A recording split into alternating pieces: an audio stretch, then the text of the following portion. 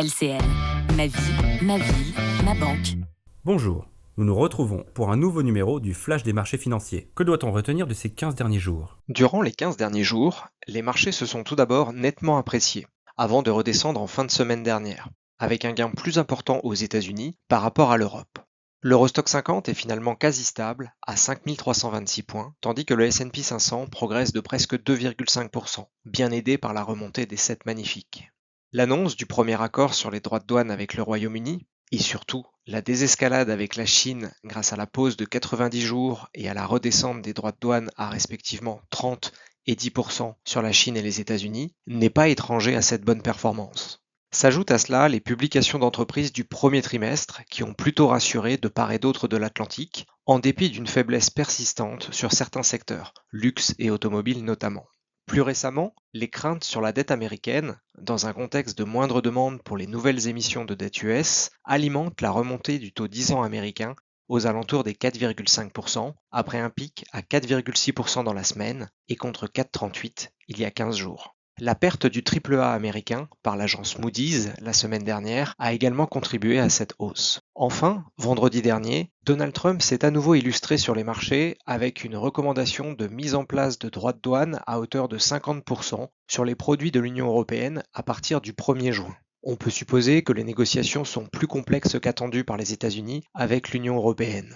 Cela a bien entendu provoqué une baisse marquée des marchés financiers européens sur la fin de séance vendredi. Le président américain a par ailleurs menacé Apple de droits de douane de 25% sur les ventes d'iPhone non produits sur le sol américain. Sur un autre registre, l'inflation cœur aux États-Unis est ressortie à 2,8% comme attendu, rassurant par certains côtés, sans être décisif pour une baisse de taux plus rapide de la Réserve fédérale américaine de l'autre. En zone euro, l'inflation est également ressortie conforme aux attentes, renforçant les anticipations de baisse de taux à venir. En zone euro toujours, en dépit de la révision à la hausse du PIB allemand pour le premier trimestre de 0,2 à 0,4%, on note une dégradation un peu surprise des PMI services et composites, dégradés justement par ceux de l'Allemagne qui surprennent négativement. Enfin, du côté du pétrole, le cours du Brent se maintient proche des 65 $ le baril, dans l'attente d'une réunion importante de l'OPEP début juin, qui pourrait réserver quelques surprises sur fond de dissension, à même de provoquer une baisse supplémentaire de l'or noir en cas de hausse de production plus élevée qu'attendue. À quoi peut-on s'attendre pour les 15 prochains jours?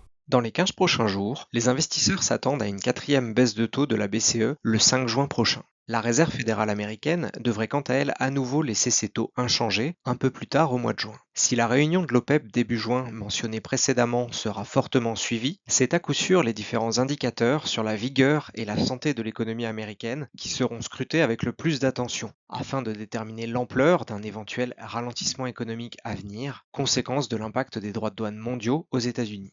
Merci pour cette analyse. Nous nous retrouvons dans 15 jours pour un nouveau Flash des marchés financiers.